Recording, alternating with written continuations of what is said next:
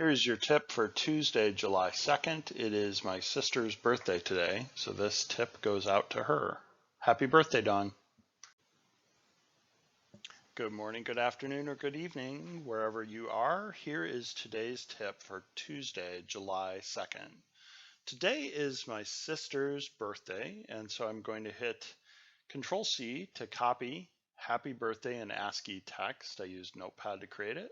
And then I'm going to hop over to Outlook and hit CTRL V. CTRL V will automatically put whatever is in your clipboard into an email.